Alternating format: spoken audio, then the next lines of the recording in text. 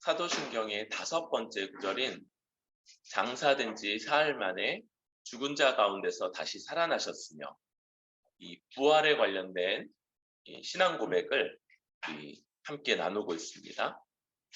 지난주에 이 부활에 대해서 은근히 피해가려고 하는 그런 현대적인 방식들, 어떤 거라고 그랬죠? 그게 사실인지 실제인지와 상관없이 그걸 따지지 않고 그냥 나의 체험, 나의 개인적이고 심리적인 차원으로 제안하는 이런 가르침들, 이런 방식들이 많이 사용된다. 왜 그러냐면 이것이 이 세상, 특별히 과학주의적인 그런 세계관을 가진 이 세상 속에서 아주 많이 공격받기 때문이고요. 아마 우리 신자들이 그렇게 하는 이유는 우리도 그와 함께 공격받고 싶지 않기 때문일 거예요. 그런데 이 세상에 아주 주도적인 세계관인 이 과학주의적인 세계관 속에서 우리는 가장 먼저 이 과학주의적인 세계관이 기본적으로 어떤 태도를 갖고 있다고 그랬어요? 과학 실험실을 통해서 검증되지 않는 것은 실제하지 않는다. 사실이 아니다. 이런 사고, 그런 전제를 가지고 바라본다고 했어요. 그리고 어떤 실험실도 부활의 기적을 해본 적이 없으니까 부활은 없다. 심지어 여러 가지 기적들도 없다. 이런 입장을 갖고 있는 거예요. 그런데 결정적으로 뭐라고 그랬어요? 과학으로 증명되지 않는 것들이 이 세상에 존재하지 않는다는 게 실험실에서 증명된 적이 없다는 거. 과학주의적인 세계관이 전제하고 있는 것이 한 번도 과학 실험실을 통해서 증명되지 않았고 딱 보면 알죠? 증명될 수 있는 성질의 것이 아닌 거예요. 그러니까 과학주의적인 세계관 역시도 자신들은 객관적으로 다 증명된 것들만 믿는다고 주장함에도 불구하고 그 전제 자체가 스스로 증명되지 않는 것을 전제하고 있는 그런 모순을 가지고 있는 세계관이라는 거예요. 또 그러면서 어떤 태도, 입장들이 있냐면 요즘 유행하는 것들이 이전에 있었던 것들보다 훨씬 더 고상하고 훨씬 더 발전되었으며 이전에 있었던 여러 가지 모순과 한계들을 극복한 더 나은 세계관이라는 그런 생각이 있는 거예요.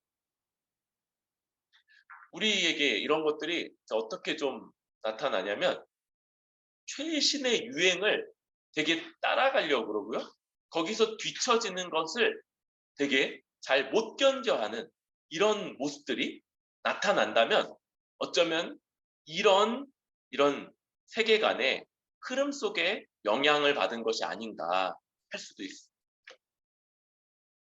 그런데 과거에 우리가 굉장히 한계가 많고 굉장히 모순이 많이 있었다고 여기는 그런 시대마다의 주된 흐름들 역시도 그 당시에는 그게 가장 최신이고 이전에 있던 모든 것들을 다 보완한 가장 최신, 가장 발전된 세계관이라고 여겼었던 거예요.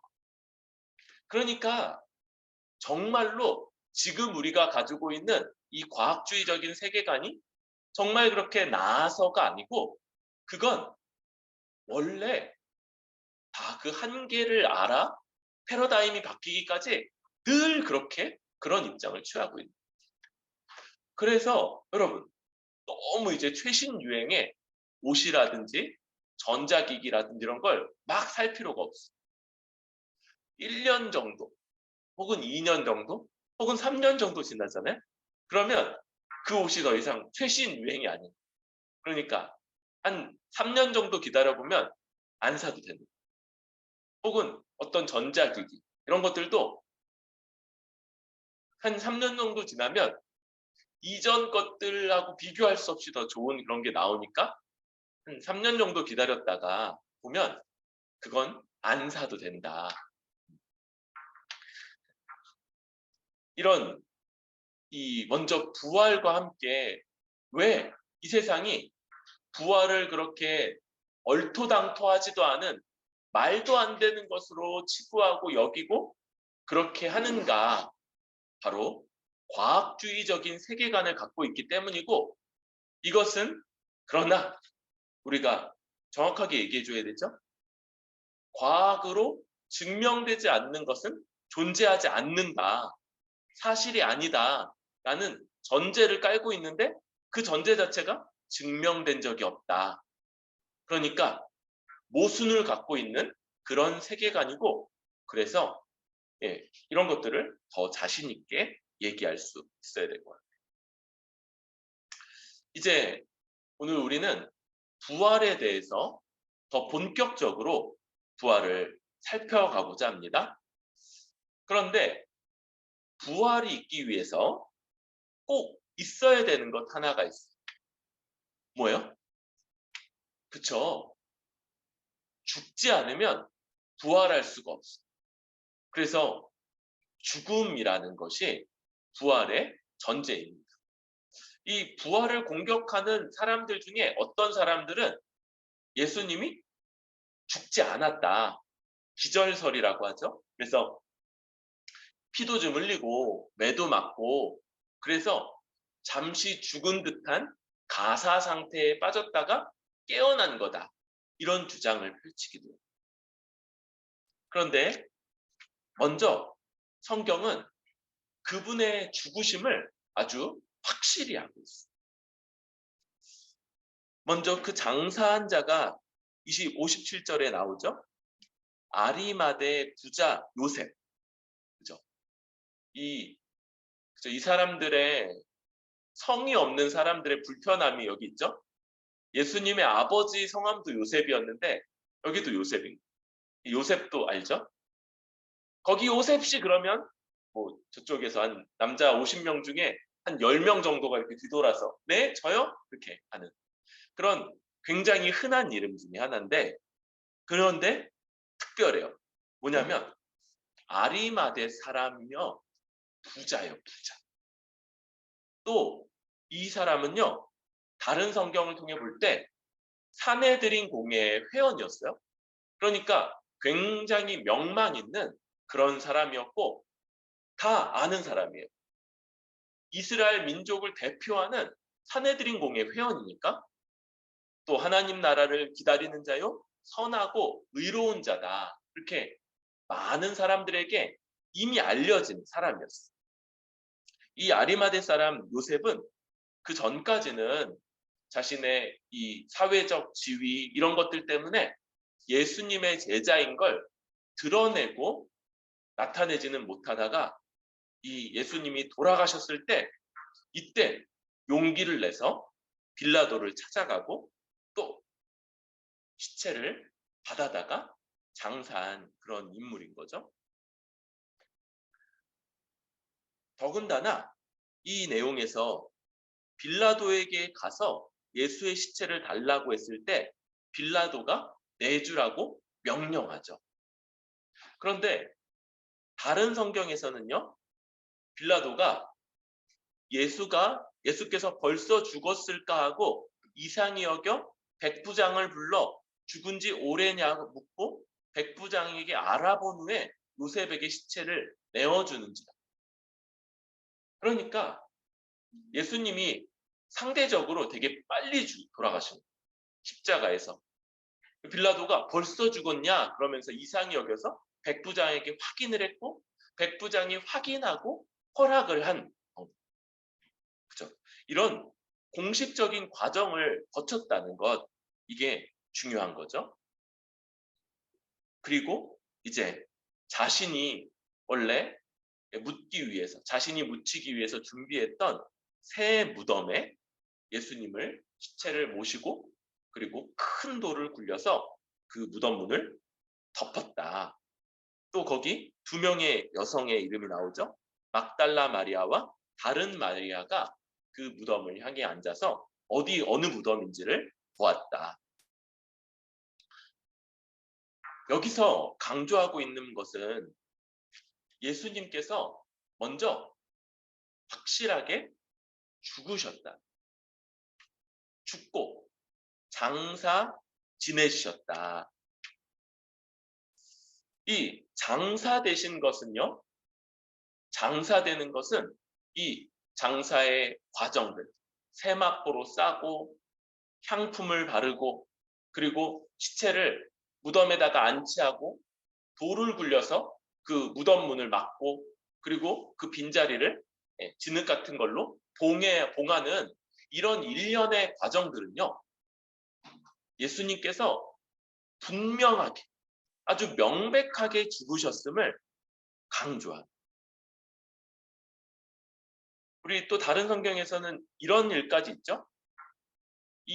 이렇게 십자가형 자체가 굉장히 오랜 시간이 걸리는 거기 때문에 그 형을 집행하는 사람들도 굉장히 이제 지쳤던 거예요. 그래서 어떻게 하냐면 적당한 시간이 지난 다음에 무릎뼈를 망치로 쳐서 부러뜨려 버리죠. 그러면 훨씬 더 이 숨을 쉬기 위해 몸을 들어 올려야 되는 게 훨씬 더 힘들어지기 때문에 그렇게 되면 이제 오래지 않아 금방 죽게 되는. 그런데 예수님은 이미 돌아가셨기 때문에 그 과정 자체를 생략하신 것까지도 나오고 있는.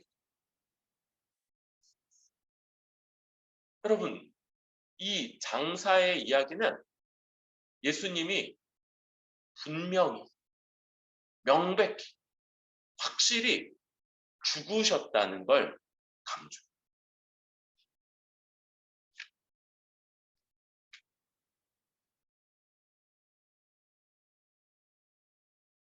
여러분, 부활을 믿지 않는 사람들도 모두 다 알아요.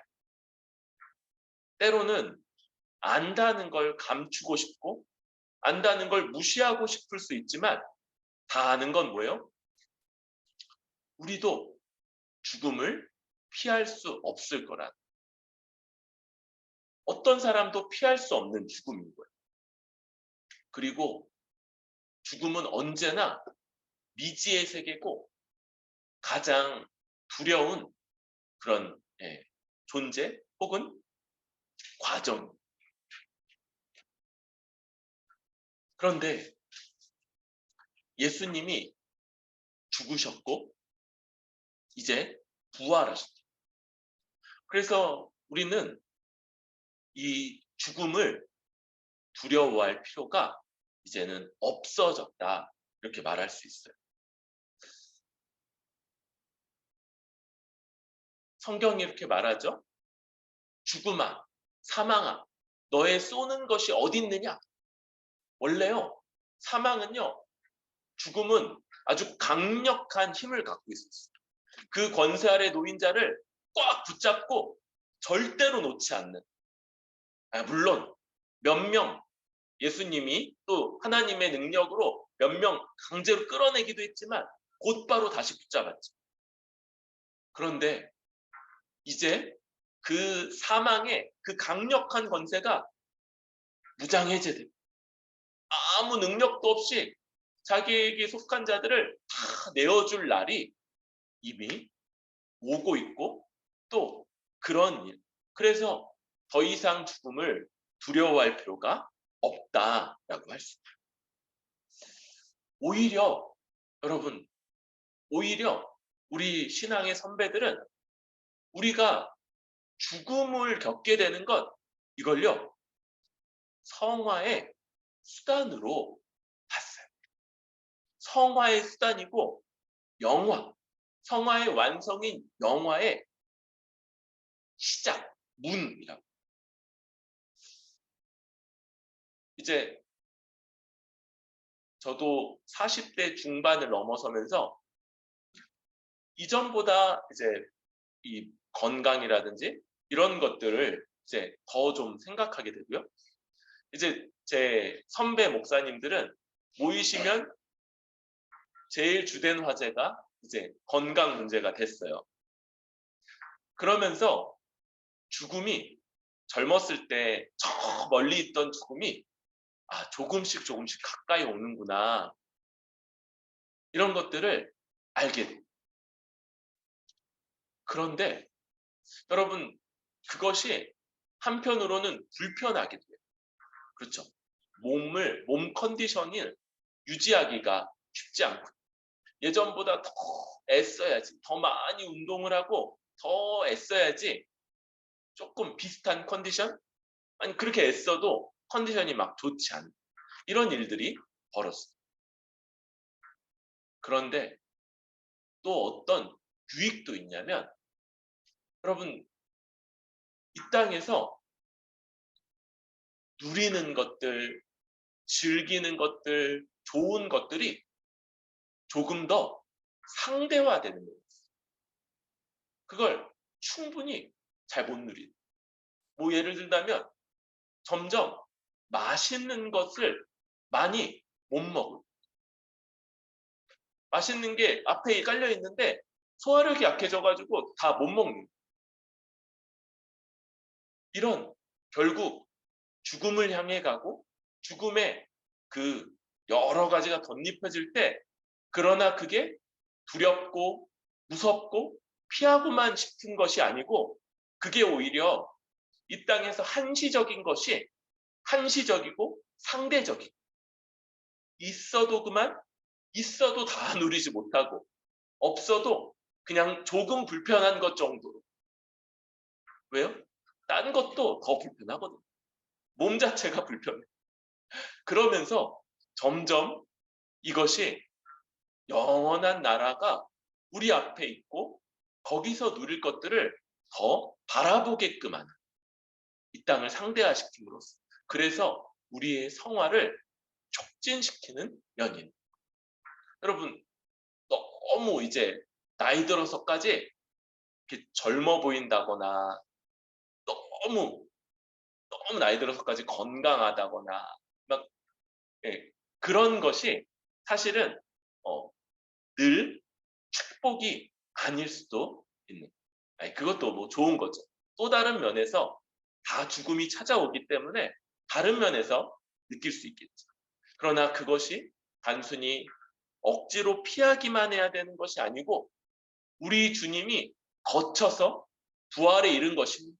이제 우리 주님의 죽음으로 인해서 쏘는 것이 사라져버린. 그래서 오히려 우리의 성화와 구원의 완성, 영화의 도구로서 쓰임받게 되는 것이 죽음이다. 마지막으로 이 죽음에 대해서 우리가 확신해야 되는 것 뭐예요? 우리에게 찾아오는 죽음, 더 나아가서 죽음의 그림자들이 찾아온다고 그랬죠? 그래서 질병, 실패, 뭐 노화 이런 것들이 우리에게 찾아오는데 이것들이 더 이상 하나님의 처벌이 아니다. 우리가 죄 지었기 때문에 하나님이 벌하시는 게 아니고요.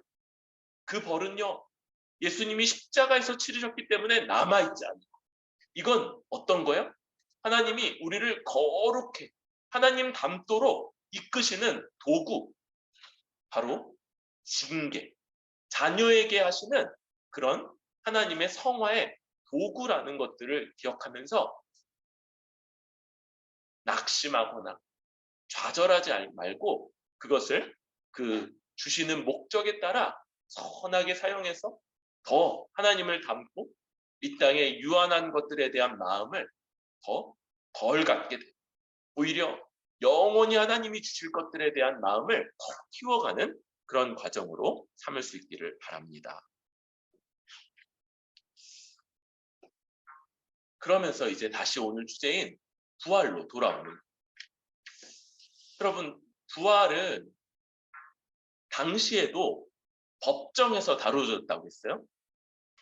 부활을 증언하는 제자들이 법정으로 끌려가서요. 거기서 매도 맞고 겁박도 당하고 그리고 그 말대로 실제로 이 대부분의 제자들이 순교를 당하는 이런 일들까지 있었어요. 이게 법정에서 다루어졌던 사실이다. 그 가운데 우리는 굉장히 많은 증거가 이미 증거가 분명하게 있는 그런 부활의 증거가 아주 많이 있다는 걸 생각할 수 있습니다. 먼저는 인적 증거, 즉 증인들이 많아요. 증인들. 우리 바울이 이 증인의 목록까지 제시를 하죠. 그런데 다 제시하지도 않았어요. 성경을 보면 여기 오늘 막달라 마리아 그리고 다른 마리아와 여인들, 엠마오로 가는 제자 글로바와 그의 친구 베드로, 도마 없을 때 10제자에게, 그 다음번에는 도마가 있을 때 11제자에게. 왜요? 아직 가룟 유다는 죽었고 그 새로 이 12사도가 되는 마띠아는 아직 뽑히지 않은 때였죠. 그리고 12제자 중에 7제자에게, 그리고 500여 명에게 일시, 그리고 예수님의 동생이었던 야고보에게도 부활하신 예수님이 나타나서 그들이 예수님을 내가 목격했다라고 증언을 합니다. 우리 성경이 쓰여지기 시작한 이 40년대, AD 40년대부터는 그때는 어때요? 예수님 십자가 사건이 있은 지 10년 정도 돼 있는. 그러니까 이 사람들이 대부분 다 살아있는 사람들이고 여기 같이 앉아서 예배 드리고 있는 분들인 거예요.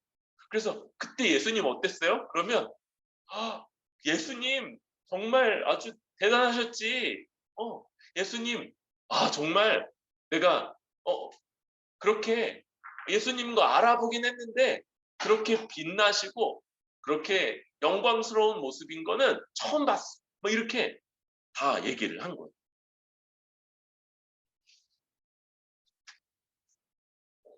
그런데 이런 이 증인들의 발언을 반박하는 그런 이론, 이게 바로 환상설이라는 게 있어요. 뭐냐면 제자들이 그 부활하신 주님을 간절히 기다리는 마음에서 어느 순간인가 이들이 환상 속에서 부활하신 주님을 본 거다. 이런 거. 이런 주장이에요. 그런데 너무 이 환상설은요, 너무 빈틈이 많아요. 몇 가지만 얘기해 보면 환상은요, 여러분 특별한 몇몇 사람에게만 나타나요. 그죠? 이런 건 되게 감수성이 예민하거나 막 그런 사람들에게만 나타나는데 지금 500여 명에게 나타났다는 거예요. 또 개별적으로 나타나요. 그러니까 이 사람에게는 이때, 저 사람에게는 저때. 근데 동시에 이 예수님을 만났던. 또 오랫동안 어떤 일을 몹시 기다릴 때, 간절히 기다릴 때 일어나는데 제자들 예수님 부활하셨다 이 얘기 전에도 안 믿었어요. 그러니까 제자들은 부활하신 예수님을 기다리질 않았어요. 또 환상은 이렇게 일어났던 사람들에게 반복적으로 일어나는 경향이 있어요. 그런데 이 예수님은, 부활하신 예수님은 이들에게 40일 동안 딱 나타나시고 그 다음에 다시 나타나지 않으셨어요. 이 환상은 빈도와 강도가 점점 세지는 경향이 있는데 마찬가지로 40일 동안 탁 임하셨다가 승천하시고 난 다음에는 한 번도 나타나지 않으시죠.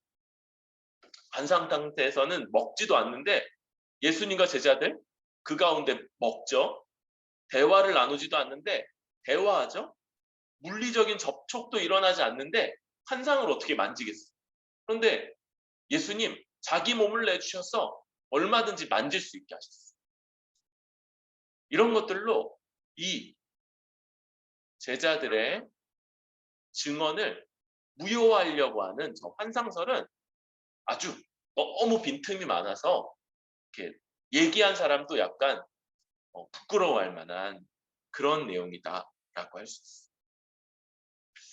이 증인들과 함께 물적 증거, 바로 가장 큰 증거인 빈 무덤이 있어요. 빈 무덤. 예수님의 시신이 없는 무덤이 발견이 됐다는 거예요. 그런데요, 여러분, 당시에 이 로마와 또 유대 당국자들이 예수님이 부활했다고 증언하는 제자들을 아주 골칫거리로 여겼다는 것들을 생각해 보세요. 그런데 이들이 자, 무슨 빈 무덤이야? 저기 예수 시체 있는 무덤 저기 있잖아 라고 지목만 했어도 이들의 예수님의 부활에 대한 주장을 얼마든지 깨트릴 수 있었는데 전혀 그렇게 하지 못했다. 예수님의 시체가 있는 무덤을 제시할 수 없었어. 그래서 이들을 반박할 수 없었죠. 그래서 이들에게 대해서 이 빈 무덤을 설명하고자 하는 시도, 가장 중요한 시도. 이게 뭐예요? 그렇죠. 도적설. 예수님의 제자들이 시신을 훔쳐가고 그리고 나서 부활했다고 거짓말한다는 거예요. 그런데 여러분, 제자들은요, 먼저 이 시신을 훔치려고 시도했어도 불가능했어요. 아까 거대한 돌로 막아서 봉했다고 그랬죠? 이 돌이 2톤 정도였을 거라고. 2톤. 2톤이나 되는. 더군다나 그 앞에 로마 경비병들이 지키는 거예요. 이 로마 경비병들은 보통 16명이 한 조를 이루어서 활동을 했다고.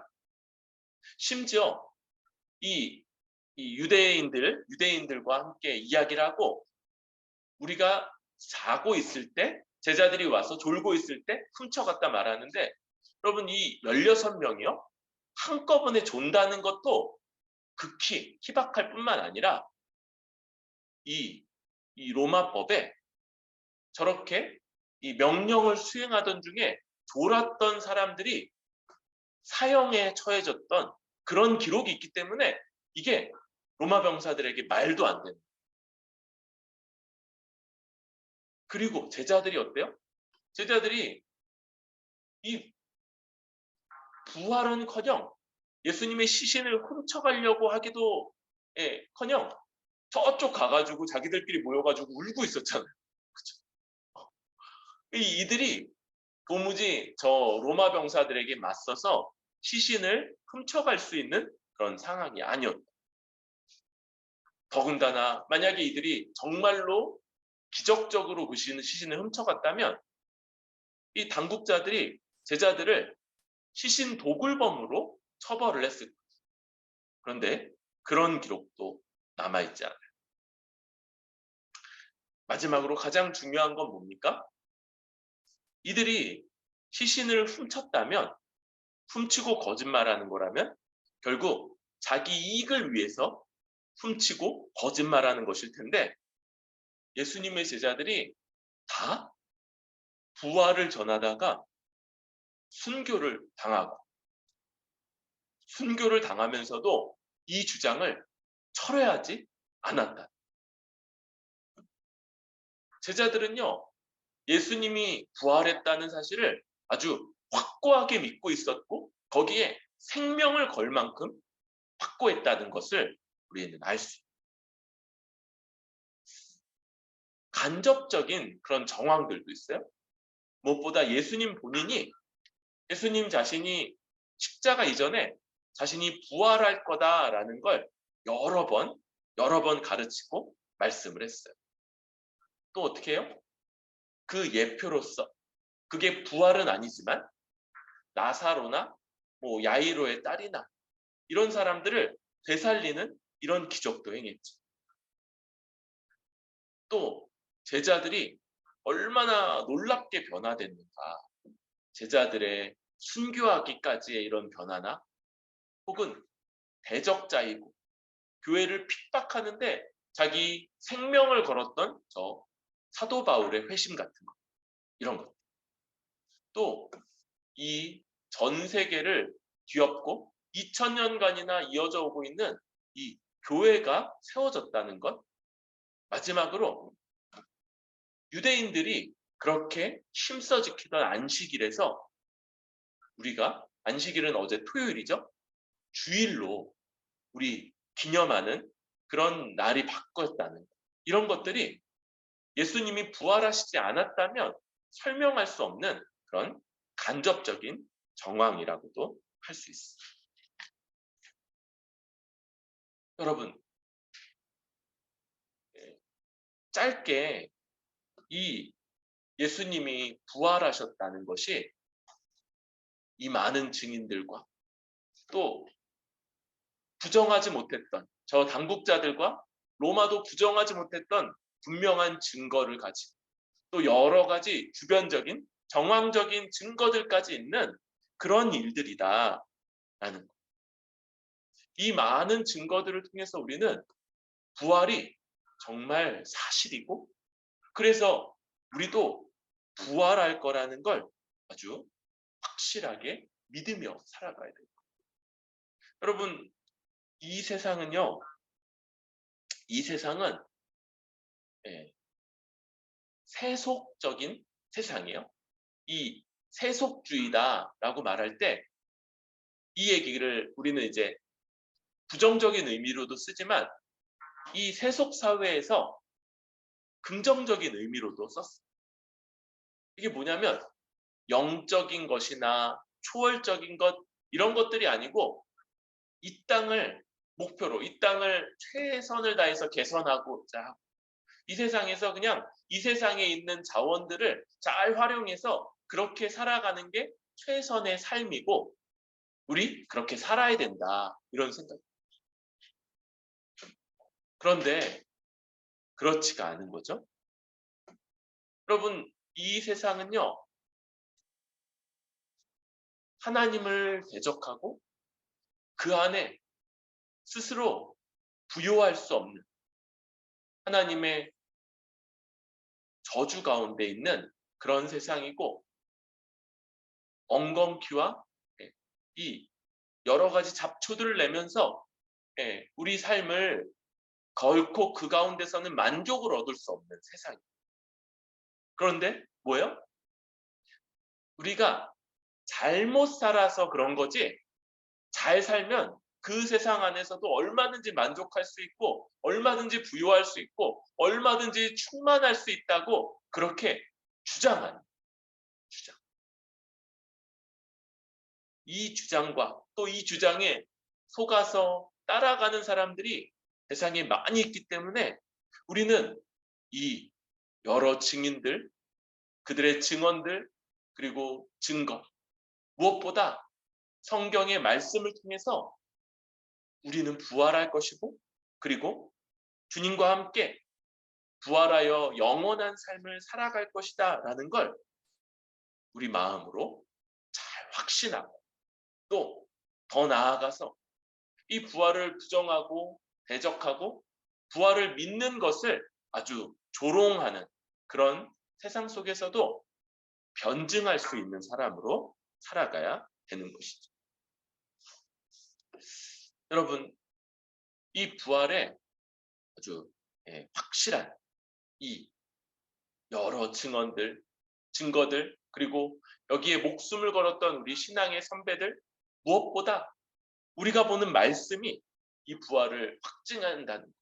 이게 이 세상 속에서 이 만족이 없고 또 아주 불확실하고 여러 가지 어려움들이 있는 이 세상 속에서 우리가 영원히 복된 하나님 나라가 결코 빼앗기지 않을 그 나라가 우리에게 있다는 것을 확신하고 살아갈 수 있는 그런 근거가 되고 또 요동하지 않을 수 있는 그래서 세상의 일들에 일이 일비하지 않을 수 있는 그런 근거가 될 수 있을 거예요.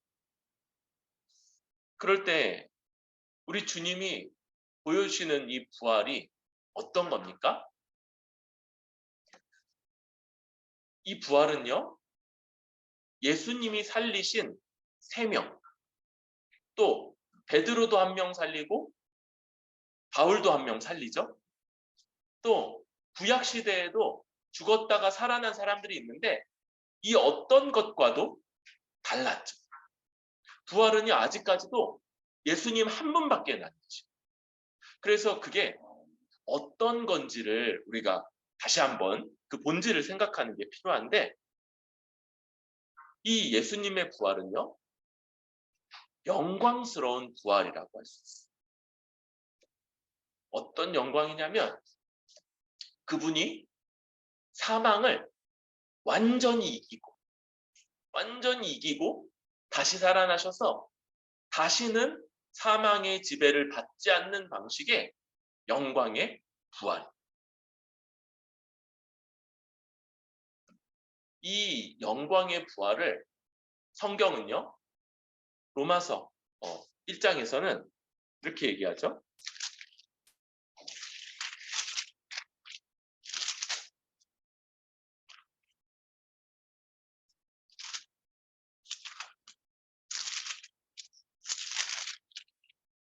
성결의 영으로는 죽은 자들 가운데서 부활하사 능력으로 하나님의 아들로 선포되셨으니 곧 우리 주 예수 그리스도시니라. 예수님이 죽은 자 가운데서 부활하신 것으로 하나님의 아들로 선포되셨다. 이렇게 말해요.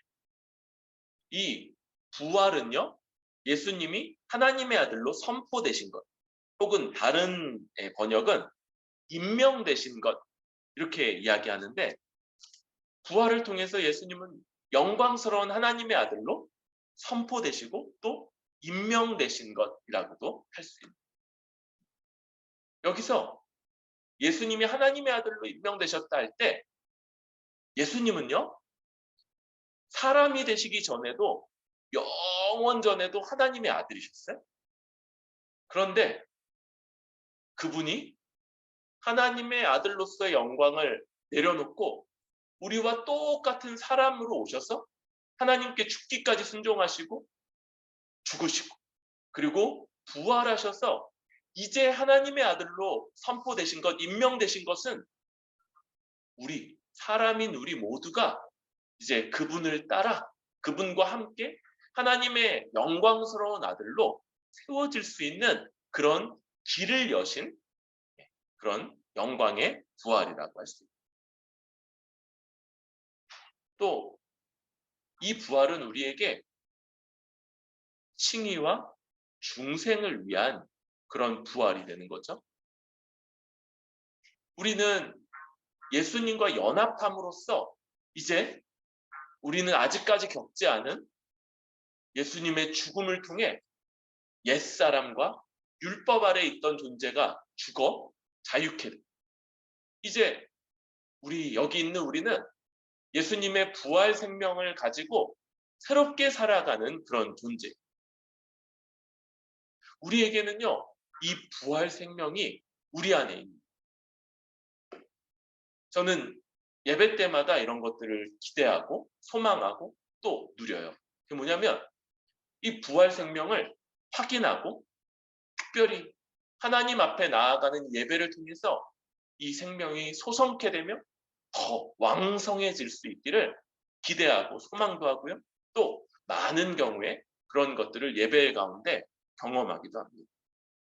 우리 안에 이 생명이 없으면 여러분 사실 예배도 굉장히 집중하고 또 힘들고 그러니까 드리고 나면 힘이 빠지는 것일 텐데 그러지 않은 이 예배를 통해서 우리 안에 하나님이 부여하신 이 부활 생명이 확인되고 회복되고 더 왕성해지기 때문에 우리는 예배를 드리고 더 회복되고 더 기쁘고 물론 한편으로는 이제 육신으로 지칠 수 있지만 그런 은혜를 경험하는 이 은혜가 바로 부활하신 예수님과 연합했기 때문에 우리에게 주어져 있는 부활 생명이다. 또 이것은 우리의 칭의를 위한 부활이라고 할 수 있죠. 그래서 예수님이 죽으심으로 우리의 모든 죄값을 치르셨을 뿐만 아니라 이제 죽기까지 하신 순종이 하나님 앞에 의롭다 인정받아서 우리가 그 예수님의 죽음과 부활을 힘입어 하나님 앞에 의롭다 인정받아요. 여기 있는 우리들 어떤 사람입니까? 하나님이 하나님의 뜻에 완전히 순종한 자들로 여겨주십니다. 우리가 하나님 뜻을 조금 전까지 범하고 있었을 수도 있어요. 조금 전까지. 그런데 예수님의 십자가 죽음으로 그 모든 죄도 사해 주시고, 그리고 이제 그 죽기까지 하신 순종으로 완전한 의인으로 우리를 여겨주시는 것, 이것이 바로 부활이에요. 마지막으로 이 부활은 우리 부활을 보증하죠. 그래서 예수님의 부활을 성경이 첫 열매라고 얘기해요. 그렇죠? 이 열매, 그렇죠? 우리 이 과수원을 경험해 본 적이 없지만 이 과일 나무는 한 번에 열매가 맺지 않는다고 그랬어요. 그렇죠? 심어도 한참을 지나야지 열매 하나가 열린다고 그랬죠. 그런데 그 열매를 하나가 열리면 그리고 나서 시작으로 이제 그 다음부터는 많은 열매들이 맺히게 되는 것, 이게 과일 나무라고. 예수님이 이제 오랫동안 심겨졌던 그 나무에 첫 열매로서 탁 등장을 하시고, 그러면 이제 모두 아는 거예요. 과일 나무 좀 키워본 사람은 다 아는 거예요. 이제 조만간 많은 열매들이 그 과일 나무에 맺힐 것이다. 우리 주님이 지금까지 주님밖에 없어서, 그래서 어떤 사람들은 어딨냐 막 그러면서 공격도 하고 그러는데, 너무나도 우리는 주님의 부활이 확실한 사실이면서 동시에 우리도 분명하게 부활할 것을 믿고 살아갈 수 있는 그런 보증이 되는 겁니다. 그럴 때 여러분, 부활을 바라보고 소망하며 살아간다는 것, 이거는요, 아침에 딱 일어나서 앞에 이제 써놔요. 부활. 그래서 부활. 맞아. 나 죽으면 부활할 거지. 그리고 나서 하루를 잘 살고 잠자리에 누울 때 한 번 더 보고 부활. 나 부활할 거야? 그러면서 잠들고. 아침에 일어나서 또 부활. 그리고 나 부활할 거지. 이것만을 의미하진 않아요. 여러분, 우리가 부활할 거다라는 이것을 확신하고 믿으며 살아가는 건 오늘을 어떻게 여기며 바라보며 살아갈 것이냐의 문제예요. 여러분, 부활하면요, 이제 우리 얼만큼 사나요? 얼만큼? 영원히 살아가죠. 영원, 그럴 때 시간을 초월하는 막 이렇게 생각할 수도 있는데, 근데 우리 그게 뭔지 잘 이해 못 하잖아요. 그래서 유대인들의 관념처럼 하루를 잘 살고 다음날 눈 떠서 또 살고 또 살고 또 살고, 그런데 그런 날들이 끝나지 않는 이런 방식으로 생각하는 게 훨씬 더 생각하기가 편해. 막 시간을 초월한다 막 이렇게 가면 그 잘 이해도 안 되고 그게 뭔지도 잘 모르겠고 한 번도 그렇게 살아본 적 없잖아. 우리 이제 부활하여서 하루하루 영원히 끊어지지 않는 그런 삶을 살아가게 됩니다. 그리고 거기에 비추어 볼 때 지금 우리의 삶은요, 짧기도 하고 또 이때 우리는 부활하여 살아갈 삶을 준비하는 삶입니다. 어떤 목사님이 했던 말이 기억나요. 우리가 지금 너무 이 세상에서 그렇게 살면 부활해가지고 탁 부활했을 때 심장마비로 죽을지도 모른다. 물론 이제 다시 죽지 않으니까 그렇게 되지 않겠지만, 여러분, 이 세상에 우리의 삶은요, 환경도 다르고 제약도 있고 한계도 있지만 그 가운데 부활하여 살아갈 삶을 준비하는, 부활하여서 영원토록 복되게 살아갈 날을 준비하는 그런 단계요, 그런 기간으로서 이 날들을 생각합니다. 우리 지금 준비 그러면 이제 지영이 죠. 예, 2주 뒤를 이제 열심히 준비하고 있는 그런 기간이잖아요. 그런데 더 나아가서 우리의 인생 전체가, 우리가 이 땅에서 살아가는 삶 전체가 부활하여 살아갈 삶을 위한 준비다라는 관점이 있어요. 여러분, 준비는요, 운동 경기를 준비하는 거. 우리 시연이가 시합을 준비하다가 어제 이제 굉장히 많은 시간을 준비하고 그러고 왔는데, 그래서 오늘 되게 힘든 거예요. 컨디션도 되게 안 좋고. 원래 준비는 좀 그런 면이 있어요. 때로는 굉장히 힘들기도 하고 어렵기도 하고. 왜요?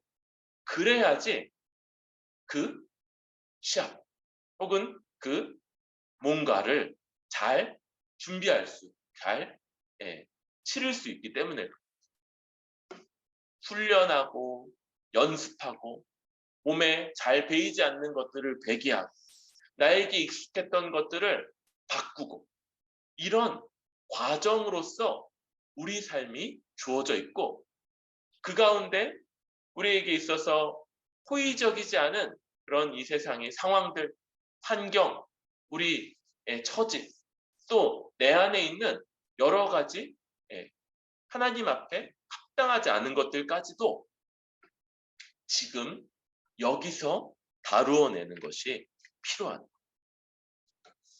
여러분,